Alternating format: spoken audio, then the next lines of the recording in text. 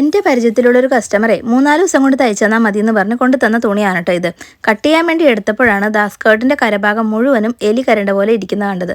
ഞാനാണെങ്കിൽ കൊണ്ടു തന്ന സമയത്ത് ഇത് ഓപ്പൺ ചെയ്ത് നോക്കിയതും ഇല്ല.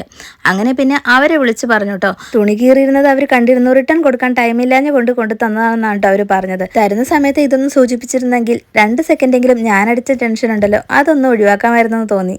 എന്താന്ന് വെച്ചാലേ ചില കസ്റ്റമേഴ്സ് ഉണ്ടല്ലോ, ഞാൻ തരുന്ന സമയത്ത് തുണിക്ക് കുഴപ്പമുള്ളതായിട്ട് കണ്ടില്ലല്ലോ എന്നുള്ളൊരു ഡയലോഗ് കാച്ചും. അതോടെ നമ്മൾ നമ്മുടെ വീട്ടിലുള്ള പിള്ളേരെ മൊത്തം സംശയിക്കും. പിള്ളേര് വല്ല ഒപ്പിച്ചാണോ എന്ന് സംശയിച്ച് അതുങ്ങളെ കുറെ ചീത്തയും പറഞ്ഞ് അങ്ങനെയും കുറെ ടെൻഷൻ അടിച്ചതിനെ. കാരണം അസ്ഥാനത്തുള്ള ഒരു ചെറിയ കത്രിക കട്ട് മതിയല്ലോ ഒരു ഡ്രസ്സ് നശിപ്പിക്കാൻ.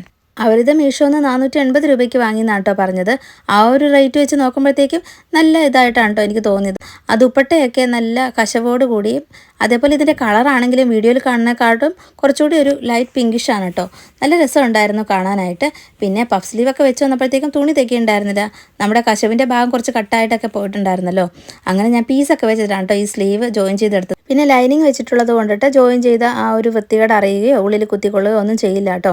ലൈനിങ് ഞാൻ തന്നെ വാങ്ങി വെച്ചതാണ്. പ്രിൻസസ് കട്ടിലെ പഫ് സ്ലീവോട് കൂടി ക്രോപ്പ് ടോപ്പ് മോഡൽ ചെയ്ത ഈ ഒരു സെറ്റിൻ്റെ സ്റ്റിച്ചിങ് ചാർജ് ഞാൻ മേടിച്ചത് 600 രൂപയാണ്. അത് കഴിഞ്ഞപ്പോഴാണ് എൻ്റെ കുറച്ച് ഫ്രണ്ട്സ് പറഞ്ഞത് 800 രൂപയ്ക്ക് മേലെ എന്തായാലും വാങ്ങാമെന്ന്. ഇപ്പം എല്ലായിടത്തും നല്ല റേറ്റ് ഒക്കെ ഉണ്ടെന്ന്. ഈ 600 തന്നെ കൂടുതലാകുമെന്ന് പേടിച്ചാണ് കേട്ടോ ഞാൻ അവരോട് പറഞ്ഞത്. കാരണം ഞാനൊരു 5 വർഷത്തിന് ശേഷമാണ് കേട്ടോ സ്റ്റിച്ചിങ് റീസ്റ്റാർട്ട് ചെയ്യുന്നത്.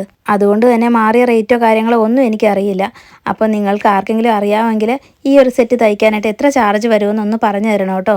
പിന്നെ എൻ്റെ വർക്ക് ഇഷ്ടപ്പെട്ട ഒരു ലൈക്ക് തരാനും എൻ്റെ ഈ തുടക്കത്തിന് ഒന്ന് സപ്പോർട്ട് ചെയ്യാനും മറക്കല്ലേ. അപ്പോൾ അടുത്ത വീഡിയോയിൽ കാണും വരെ ബൈ ബൈ.